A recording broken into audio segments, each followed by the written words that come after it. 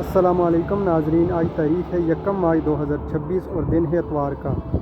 آج کی سب سے دردناک خبر یہ ہے کہ ایران کے رہبر اعلیٰ سید علی خامنئی اسرائیل کے حملوں میں شہید ہو گئے ہیں، اور اس بات کی ایران کی حکومت کی سرکاری سطح پر تصدیق بھی کر دی گئی ہے۔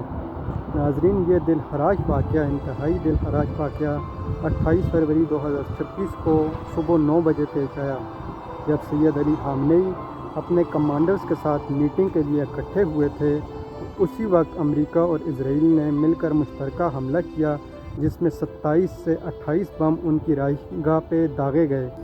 جو ان کا کمپاؤنڈ تھا، سید علی خامنئی کمپاؤنڈ تہران کے اندر، اس کے اوپر اتنے زوردار دھماکے ہوئے کہ موقع پر ہی سید علی خامنئی شہید ہو گئے تھے، اور ان کے ساتھ جو ان کے چیف ایڈوائزر تھے شاہانی، وہ بھی شہید ہو گئے۔ اس کے علاوہ 3-4 جو ان کے خاص کمانڈرز تھے وہ بھی شہید ہو گئے۔ ناظرین، رائٹرز میں ایک خبر چھپی ہے کہ امریکہ اور اسرائیل نے مل کر جان بوجھ کر نیگوشیشنز کا، یعنی کہ مذاکرات کا ایک جھانسا، ایک دھوکہ دیا ایران کو۔ انہوں نے اس طرح کی پیشکش کی، ایران کو ٹیبل کے اوپر لے کے آئے۔ انہوں نے ایران کو ایک پیشکش کی کہ آپ اگر اس طرح کریں گے تو ہم آپ کے اوپر سے ساری سینکشنز ہٹا دیں گے۔ جب ایران کی قیادت امریکہ کی جو آفر تھی اس کے اوپر بحث کرنے کے لیے، اس کے اوپر مشورہ کرنے کے لیے ایک روم میں اکٹھے ہوئے، تو اسی موقع پر امریکہ اور اسرائیل نے مل کر حملہ کر کے ایران کی ٹاپ ملٹری اور پولیٹیکل قیادت کو ایلیمینیٹ کر دیا۔ یعنی ناظرین، آپ دیکھ سکتے ہیں کہ کیسے یہود و نصارہ مسلمانوں کو دھوکہ دیتے ہیں، بار بار دیتے ہیں، اور یہ اتنی کوئی چھپی ہوئی بات کی نہیں تھی۔ ایران ابھی 6-7 مہینے پہلے ایران اور اسرائیل کی جنگ ہوئی تھی، سب کو پتہ تھا دوبارہ سے دھوکہ دیں گے، لیکن پھر بھی مسلمان اور ایران دھوکہ کھا گئے، اور ان کی ٹاپ لیڈرشپ 1 گھنٹے کے اندر اندر اسرائیل اور ایران نے ختم کر دی۔ ناظرین، یہ انتہائی دلخراش واقعہ ہے اور ہمیں سوچنے پر مجبور کرتا ہے کہ مسلمان کہاں پر کھڑے ہیں۔ ناظرین، اس کے علاوہ جو ہے تو عرب ممالک اور پاکستان اور سارے جو ہیں وہ چپ کر بیٹھے ہوئے ہیں، وہ سارے کمپرومائز ہیں۔ آپ کو پتہ ہے 57 بہنوں کا اقلیتا بہادر بھائی ایران ہی ہے جو ان کا مقابلہ کر رہا ہے، لیکن جو دوسرے ممالک ہیں ان کو بجائے اپنے برادر اسلامی ملک کو سپورٹ کرنے کے، وہ یہود و نصارہ کے ہاتھوں میں کھیل رہے ہیں۔ ناظرین، اس کے علاوہ آج صبح جیسے یہ خبر بریک ہوئی کہ ایران کے رہبر اعلیٰ شہید ہو گئے ہیں، تو پاکستان میں کراچی، لاہور، پشاور، اسلام آباد، ہر جگہ لوگ احتجاج کرنے باہر نکل آئے۔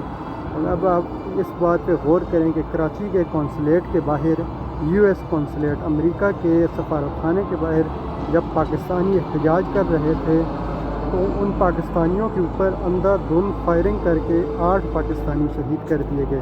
کیونکہ وہ امریکہ کے اور اسرائیل کے خلاف احتجاج کر رہے تھے۔ ناظرین، یہ صورتحال ہے۔ اس کے علاوہ ایران بھی زبردست جوابی کارروائی کر رہا ہے اور اپنا بدلہ لینے کی کوشش کر رہے ہیں۔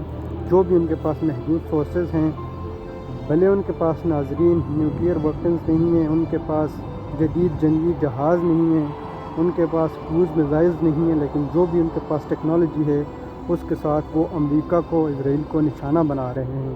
اس وقت ایران جو ہے بیک وقت تمام مڈل ایسٹ کے ملکوں پر حملہ کر رہا ہے۔ UAE پر سب سے زیادہ حملے ہو رہے ہیں۔ قطر، بحرین کو آگ میں دھکیل دیا ایران نے۔ اس کے علاوہ عمان پر حملہ ہوا ہے۔ سعودی عرب کے دارالخلافہ ریاض میں حملہ ہوا ہے۔ اس کے علاوہ ناظرین، اسرائیل کے اوپر براہ راست حملے کیے جا رہے ہیں ایران کی طرف سے۔ تو ناظرین، خطہ اس وقت جو ہے فل آگ کی لپیٹ میں ہے۔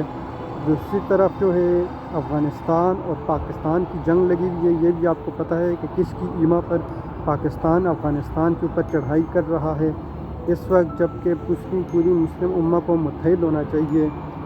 ہاں، وہ بات الگ ہے کہ ناظرین، افغانستان کی طرف سے پاکستان میں بہت زیادہ دہشت گردی ہوتی ہے۔ افغانستان طالبان جو ہیں وہ دہشت گردی کو سپورٹ کرتے ہیں، لیکن پھر بھی پاکستان کو اس وقت ایران کا ساتھ دینا چاہیے۔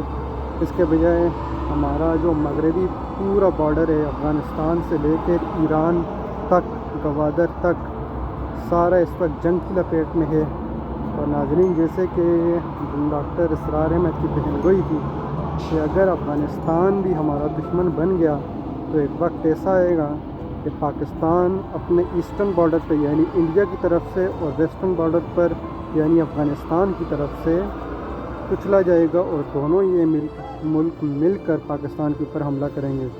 لیکن اب جو حالات بن رہے ہیں ان کے مطابق تو اگر اللہ نہ کرے کہ ایران کی رجیم گر جاتی ہے تو پاکستان کا پورا ویسٹرن بارڈر اس پر بھی اسرائیل ایران کے اندر آ کے بیٹھ جائے گا۔